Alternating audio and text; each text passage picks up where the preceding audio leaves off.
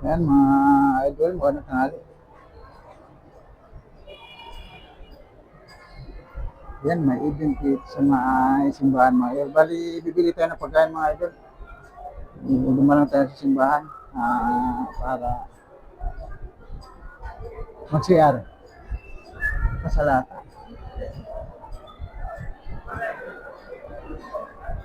Kasal na mga idol. Buti pa sila, kinasal.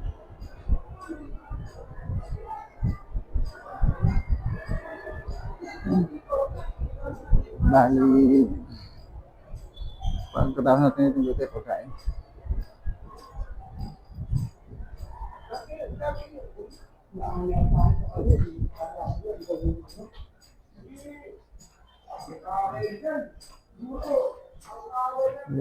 Sa lahat ng mga idol, kain na tayo.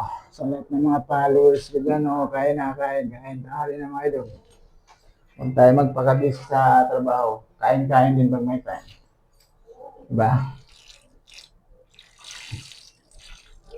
Kahit na tayo, busy sa trabaho, may sideline tayo, di kaya anong ginagawa natin, basta yung kain, huwag natin iwan. Mas maganda pa nga, sumobra sa 3 beses sa isang araw. Sobrang busy na talaga. Yung makakatulong sa lakas ng katawan natin. Para magampanan natin yung trabaho natin. Tapos,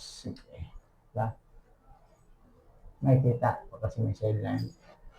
Yung katawan natin pag may kain, malakas. Ay, pagkatapos natin sa isang trabaho, di ba, pwede tayong mag-sideline. Kasi nga, sakto sa kain. Dati mga idol ko, diet.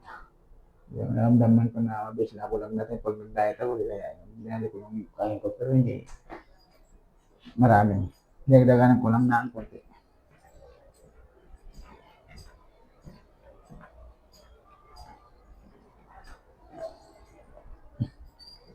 Bali, tayo rito mga idol, tapusin lang natin yung 90 seconds na video para medyo long video. Kasi yung sabi ni Mita na dapat 90 seconds pataas yung video ko. Ayan, tapos dito bila ko ng kanin. Kain tayo mga idol. Pero yung kain ko talaga mga idol, alawan ng hapon. Minimitin ko talaga kasi para pag out ko, hindi pa ako gutom, di ba? Ayan. Ito na tayo mga idol. Ayan, thank you mga idol. Ingat tayo lahat yan.